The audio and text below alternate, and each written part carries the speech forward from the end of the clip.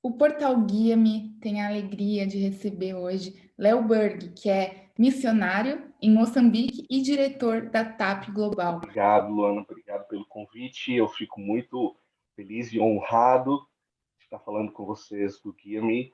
Então, para mim é um prazer e uma honra. Léo, conta pra gente como que você começou o seu envolvimento com o esporte no campo missionário. O esporte já estava presente na sua vida antes disso? Sim, eu sou fruto, né, do sonho de todo menino, menina, né? Assim, agora as meninas com aparecendo mais no futebol, mas o sonho de ser um jogador de futebol, né? De viver todo aquele ambiente do futebol. Então, eu venho me envolvendo com futebol desde 1993. Então, a minha vida com o esporte, ela vem de lá, começando lá num clube de formação em São Paulo, chamado Pequeninos do Jockey, né, que foi quem me introduziu no mundo do futebol.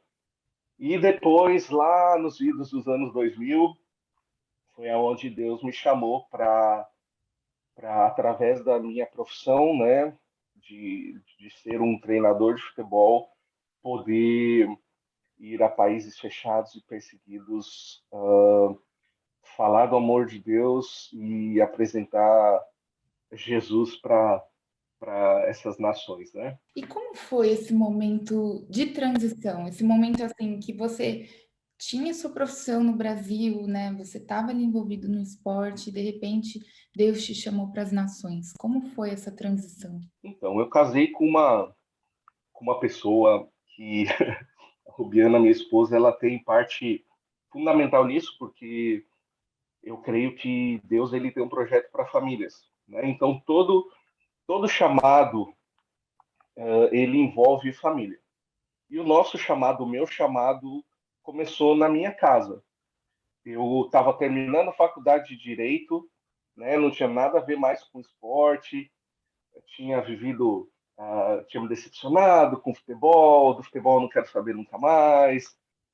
E fui fazer faculdade de direito. Queria ser polícia e eu estava me preparando para isso. E um dia nós fomos assistir um filme chamado Quem se Importa. E eu lembro que nós fomos a um cinema daqueles VIP do Itaú, né, em Curitiba, e fomos assistir um filme que falava sobre como ações, pequenas ações, poderiam transformar o mundo. E nós saímos daquele lugar chorando, eu e minha esposa, e pensando, nós precisamos mudar o sentido da nossa vida. Né? Estávamos vivendo o nosso melhor momento financeiro naquela época, e falamos, mas para quê? E onde que Jesus se encaixa em tudo isso? E onde que nós podemos compartilhar tudo aquilo que nós temos com o próximo e ver a vida do próximo mudando também? E Deus já tinha falado conosco. Então, em 2012, nós ouvimos um chamado de Deus para nossas vidas e literalmente decidimos deixar tudo, queimar os nossos barcos, né, e irmos para o campo missionário, né? Então, 2012 foi a nossa transição para a Índia, né? Foi o nosso primeiro campo e foi através do esporte. Então, o futebol foi, para mim, foi um lugar de onde Deus me deu habilidades para aquilo. Aí eu fui estudar, me formei, tirei as minhas licenças como treinador e aí fui para o campo para poder, através da minha profissão, entrar em lugares que nós não entraríamos se fôssemos missionários sem essas habilidades específicas, né? Eu através do esporte, do futebol, e minha esposa através da educação. Então foi uma transição assim, digamos que rápida, mas que vinha sendo construída no nosso íntimo primeiro, no nosso estilo de vida, para depois nós chegarmos ao campo. E então você passou um período na Índia e depois você e sua família, né, foram para Moçambique. Como que foi essa mudança aí também? Olha, essa mudança foi uma mudança de paradigma, né? Porque a nossa mente toda preparada para a Ásia, já acostumados com a Ásia, com a Índia, a cultura, a comida, a forma de apresentar Jesus naquele lugar. E quando nós saímos da Índia, a nossa intenção era ficar por ali. A nossa intenção era de ficar pela Vietnã, Laos, aquela região. Só que quando Deus falou conosco a respeito de Moçambique, oh, mas Deus, Moçambique, África, já se ouve falar de evangelismos, de missionários estando lá há tantos anos. Falou assim, mas agora chegou a hora de discipular as nações. Então, essa é a hora de vocês estarem lá para discipular uma nação. Então, essa transição, ela pegou a gente de surpresa, porque nós estávamos com a nossa cabeça voltada para a Ásia, né? Só que é aquilo que eu costumo dizer, né? O ID, na verdade, ele não é um convite, ele é um mandamento. E nós, como bons soldados, obedecemos, né? A Aimee tinha 1 ano, minha filha, nasceu na Índia, quando nós voltamos, e logo nós descobrimos que o Gabriel estava para vir, meu filho, então nós esperamos aquele período dele nascer, tomar as primeiras vacinas, e nós viemos para Moçambique, né? Então, Moçambique tem sido um presente de Deus para as nossas vidas, né? Altamente desafiador, mas nós temos vivido tão nós temos sido tão abençoados por Deus nessa temporada, né? Nós temos vindo a Moçambique desde 2018, mas 2019 estabelecemos na cidade de Pemba, em Cabo Delgado, voltamos para resolver a questão dos vistos e começaram a irromper os ataques, alguns ataques terroristas que têm atingido a região, e por isso que agora nós nos mudamos para o centro do país, né, na província de Sofala, onde nós estamos estabelecendo e desenvolvendo o trabalho da Tempo Global aqui em Moçambique. Aproveitando esse gancho, como vocês lidaram com essa situação, né, com esse aumento do extremismo religioso na região ali norte de Moçambique? Olha, a insegurança era constante, né? Até hoje nós recebemos alguns vídeos de que a cidade ela tem um comboio de entrada e saída de segurança, então as pessoas só entram e saem da cidade com comboio do exército, né? Então companhia do exército protegendo. Nós sabíamos que Deus nos guardava, que Deus continua nos guardando, mas que não, para nós não era sábio permanecer naquele local, voltando para lá, né? Então nós tínhamos a opção de voltar, mas conversando com a organização nós achamos melhor não retornar para lá por causa da questão da insegurança, né? Você vive constantemente com, com os ouvidos abertos, os olhos abertos, né? Assim, para entender, para você ver o que está se passando. E eu lembro do episódio que tentaram entrar na nossa casa quando nós estávamos fora e aquilo foi foi assustador, né? Porque nós não sabíamos quem tinha sido, qual era a motivação da tentativa de entrar em casa, mas com duas crianças realmente é desafiador você viver essa escalada, né, de ataques sem saber quem está atacando. Depois houve uma autoria, a autoria foi clamada, né, por uma organização terrorista do Oriente Médio. Então, assim, são os desafios da chamada missional, né? Deus nunca falou que que seria fácil. Ele sempre garantiu que ele estaria conosco em todos os tempos, né? Então, e foi essa nossa chegada em Moçambique foi muito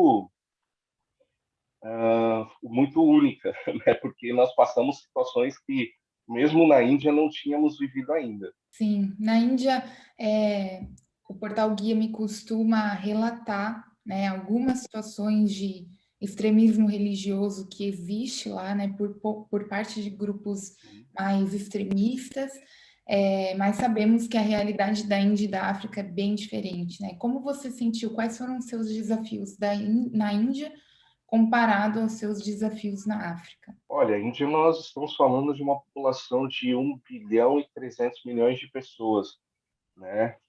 É uma população praticamente 80% rural e de constante eminência de ataques terroristas também, né? Por causa daquela questão com o Paquistão e toda e não só isso, mas a questão da perseguição religiosa, né? Então nós tivemos situações na Índia que tivemos que correr, sair dos vilarejos onde estávamos porque havia a iminência de ataques, né? Então, na época eu trabalhava numa organização onde pastores, quando nós deixamos o vilarejo, foram atacados, agredidos por extremistas.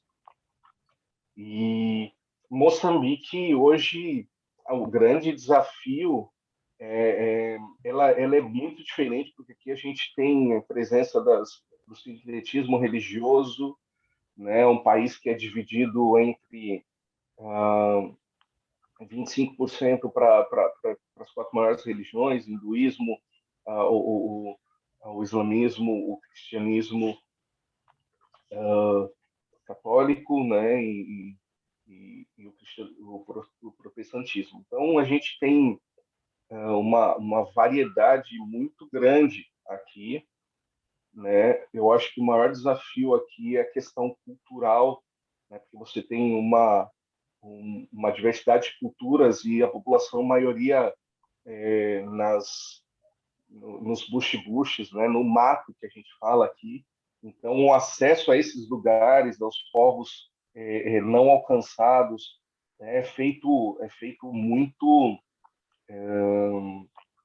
de uma forma muito rudimentar. Então, lugares para você chegar de canoa, andar 4, 5 quilômetros para dentro da mata. Então, eu creio que a grande dificuldade hoje seja essa, né? Bem diferente. Ainda você tinha questão estrutural, mas uma perseguição que era muito real na sua casa, né? Na polícia. Então, você não era proibido de fazer. Lá você era proibido de fazer proselitismo religioso, né? Então, você poderia até ser cristão, mas você não poderia converter pessoas, batizar pessoas. Então, todo batismo que tinha toda toda reunião era uma tensão enorme, né? Você andava na rua para não ser descoberto, não andava com Bíblia, nada.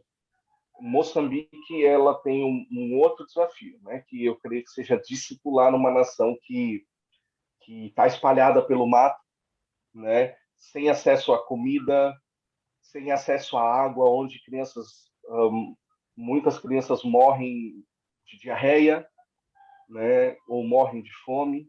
Então, eu creio que sejam desafios diferentes, né, mas vivendo todas essas nuances da insegurança. A insegurança é um capítulo que as duas nações elas se colidem, né? Então, eu consigo enxergar essa questão da segurança de uma forma muito similar. Então, a gente também fica atento a essa questão da segurança, porque instabilidade é um problema, né? Então, essa instabilidade é o que nos mantém em alerta, tanto quanto nos manteve na Índia, como aqui também. Mesmo em meio a essas dificuldades, né, que você acabou de nos relatar, Deus continuou trabalhando, alcançando pessoas, né?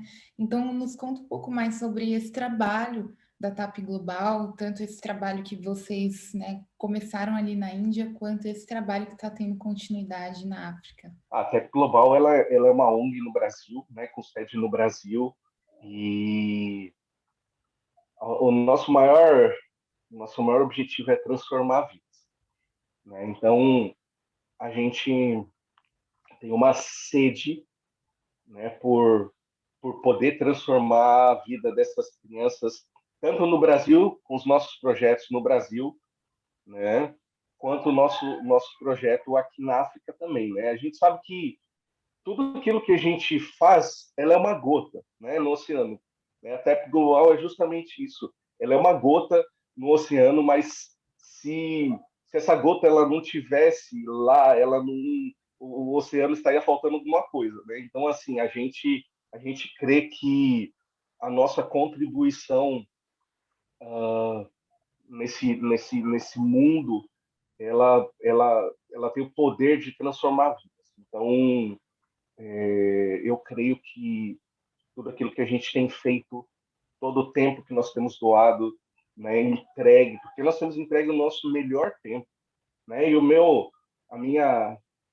incentivo para você que está vendo essa entrevista é de que você entregue o seu melhor tempo, seus melhores dias para ver a vida do próximo transformado, né? Então, assim, amando mesmo o próximo como o Senhor nos amou, né? Amando o próximo como você mesmo, né? Então, o nosso objetivo é esse, de ver vidas transformadas. E nós cremos que Moçambique, ela a nossa parcela naquilo que a gente pode fazer, nós vamos e continuaremos transformando vidas. Nos conte algum testemunho marcante que realmente faz parte aí da sua história no campo missionário. Nós temos várias situações que nos marcaram, né? Desde vermos com os nossos olhos mudos falarem, pessoas que não andavam, começarem a andar. A Índia foi um lugar onde a gente conseguiu ver Deus se movendo sobrenaturalmente, né? Então, era um lugar propício para isso, porque as pessoas não tinham mais aonde buscar, não tinha remédio que traria cura, não tinha curandeiro que fazia da jeito, e Deus vinha e trazia cura e libertação, e por causa disso, o vilarejo inteiro era salvo, né? E nós vimos isso, mas nós vimos também Deus se movendo, trazendo um, trazendo transformação na vida das pessoas. Hoje nós temos um menino que eu acompanho ele, é um discípulo meu. O nome dele é Paulo. E o Paulo, a mãe faleceu algum tempo atrás, de HIV, e o pai também tem a mesma doença. E a casa do Paulo caiu. E esses dias a gente conseguiu parceiros para nós construirmos a casa do Paulo, né? E até isso é uma, estou falando em primeira mão para vocês, porque a gente ainda não compartilhou com as pessoas isso ainda, mas o Paulo era um menino, por exemplo, que imagina qual seria a perspectiva de vida desse rapaz, onde o pai não consegue trabalhar e ele tendo que tomar conta do, dos seus irmãos, tomando conta do pai, e nós temos visto a vida dele sendo transformada, né? Então, coisas tão simples de, por exemplo, ter um café da manhã para tomar. Ter um café da manhã para tomar. E eu perguntei para ele, Paulo, mas o que você está tomando de café da manhã? Ele falou, eu não estou tomando café da manhã. Eu sou almoço porque não tem café da manhã. E isso é chocante para a gente. né, que estamos acostumados. Você vai lá, compra o pão na padaria, aí nós deixamos o pão embolorar, a comida passa, a gente joga fora. Então essa realidade ela tem sido quebrada na nossa mente, né? E nós temos todos os dias visto pessoas saírem de uma situação de vulnerabilidade extrema, fome, para um lugar de dignidade e de entender que são filhos de Deus. E como filhos de Deus, eles têm acesso à mesa do Pai. Na mesa do Pai, eles têm tudo que o Pai pode proporcionar para eles. Então, a nossa maior missão como organização é de reconectar eles, os filhos, com o Pai. Né? Então, os filhos que estão aí não sabem o caminho de volta para casa. Né? Então, através das nossas ações, né? Através dos nossos projetos, focar, né? E fazer aquela conexão entre as necessidades do povo com o Pai, né? Com os valores do reino de Deus, né? E tentando transformar e acabar com a escassez, com a pobreza e com a miséria desses lugares aonde a gente chega, né? Trazendo o reino de Deus para esse lugar. Né? Então, assim, as experiências poxa, aqui em Moçambique passamos por 2 ciclones, né? E os 2 ciclones nós estávamos aqui. Um ciclone passou na cidade onde nós estávamos, que foi o ciclone Kenneth, e foi uma situação extrema, extrema, extrema, extrema é, é até difícil falar porque quando Deus nos chama, Ele não fala que o que vai acontecer. Ele não fala, olha, você vai passar por ciclone. Você não fala, ó, você vai ser perseguido e vou querer te matar. Ele não fala, sabe assim, ele fala, olha, eu vou estar lá com vocês. Então, no Ciclone Kennedy, eu lembro que nós estávamos e resolvemos ficar na nossa cidade, na cidade de Pemba, enquanto muita gente saiu, né, e nós ficamos e ouvimos de Deus para nós que era o tempo, né, para nós ficarmos e apoiando o trabalho dos bombeiros lá. Eu lembro de uma situação que uma pastora me ligou e falou, Léo, ah, você está com alguma equipe dos bombeiros? E eu disse, não, eles estão em outro lugar. Mas o que está acontecendo? Ela falou, olha, vem para o lixão da cidade, porque tem algumas famílias soterradas. Chama eles para vir para cá. E eu não ia acioná-los se não tivesse nada, né? Mas quando chegamos lá, encontrei várias famílias, né, que estavam soterradas naquele lugar e os bombeiros vieram, fizeram todo todo o procedimento que tem que fazer, mas olhando a situação, depois os corpos, né? Falei, Deus, por que o Senhor me trouxe para esse lugar, né? Agora, nesse momento, fiquei chocado, né? Chocado, é chocante. Por quê? Porque a gente acha que é ir para a igreja domingo pregar, discipular as pessoas um dia e falar que Jesus é bom, mas estava ali dentro de um lixão, né? Uh, e dentro desse lixão, com pessoas soterradas ali, uma situação de calamidade total na cidade. E eu lembro que eu fui ao banco e uma pessoa parou do meu lado e me perguntou assim, pastor, o que você está fazendo aqui? Eu falei, eu vim ao banco. Ele falou, não, o que o senhor estava fazendo lá no lixão aquele dia? Por que o senhor não foi embora? E ele começou a fazer várias perguntas, me indagando o porquê e o motivo de eu estar naquele lugar onde eu, naturalmente seria aceitável proteger a mim e a minha família e sair. Aí Deus me falou na mesma hora: se nós não estamos dispostos a morrer pelo chamado, nós não somos dignos dele.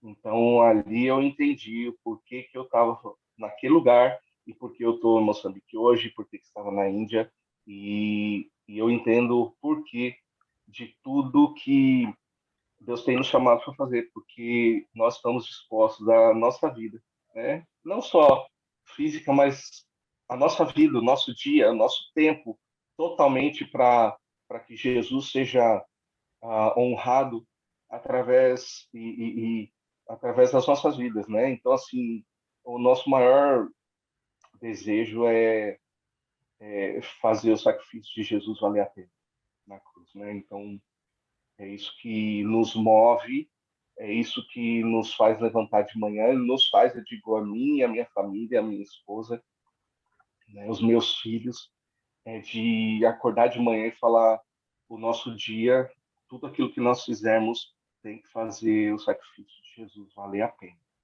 né? Inclusive viver essas situações onde naturalmente não seria a nossa primeira escolha, né? Mas a nossa escolha é agradar o coração de Deus, é fazer aquilo que ele faria.